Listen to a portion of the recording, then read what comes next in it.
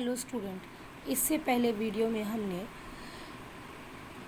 कन्यादान के कवि ऋतुराज की जीवनी पढ़ी थी और कन्यादान किस आदर्श के साथ लिखी गई है और उसके बारे में पढ़ा था कि कन्यादान कविता में क्या है।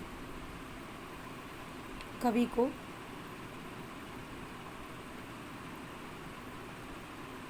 तो ऐसी क्या सामाजिक विषमताएं दिखी कि ये कविता लिखने का निर्णय गया। अब हम कविता पढ़ते हैं।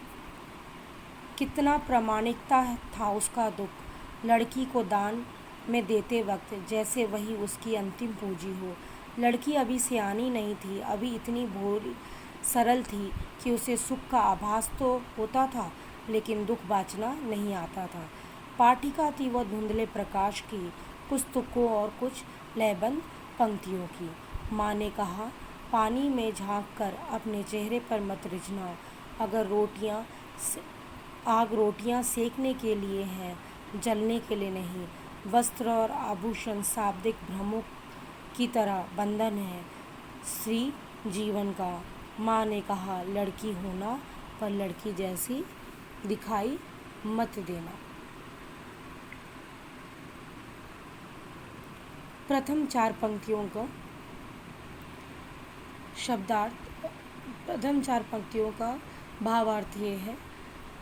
प्रस्तुत कविता में कवि ने अपनी लड़की को कन्यादान अर्थात शादी के बाद विदा करते वक्त माता का दुख की स्वाभाविकता के बारे में बात की है। हर माता को लगता है उसके जीवन की आखिरी जमा पूंजी भी उसके से दूर चली जा रही है। बड़े ही लाड दुलार से उन्होंने अपनी बेटी को पाल पोस कर बड़ा किया। आखिर अपनी बेटी के साथ ही वह अपने जीवन का सुख दुख बांटती है। वही तो उसकी जीवन की साथी है, परंतु अब यह साथी भी उससे दूर हो रही है। सेकंड पैराग्राफ, लड़की अपनी सयानी ना थी, अभी इतनी भोली सरल थी कि वह सुख का आभास तो होता था लेकिन दुख बाँचना नहीं आता था। पाठिका थी वह धुंधले प्रकाश की, कुछ तुकों और कुछ लयबंद पंक्तियों की। कवि ऋतुराज कहते हैं, लड़की बड़ी हो तो गई है लेकिन पूरी तरह से सियानी नहीं हुई, अर्थात दुनियादारी की समझ अभी उसके पास नहीं है।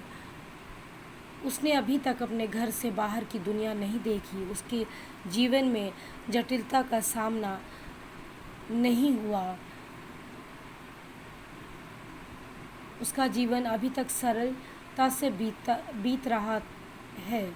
यही कारण है उसे खुशियाँ मनाना तो आता है लेकिन परेशानियों को सामना कैसे किया जाए वह अभी तक नहीं जानती। अपने घर के बाहर की दुनिया के लिए एक धुंधली तस्वीर की तरह है जिसे वह कभी ठीक से देख नहीं पाई। जब तक कोई व्यक्ति घर के बाहर कदम न रखे, वह बाहर की दुनिया में वक्त न गुजारे, तब तक उसके संपूर्ण रूप से विकास नहीं हो सकता है। इसीलिए अभी वह भोली बच्ची केवल सुखों की कल्पना करना ही जानती है।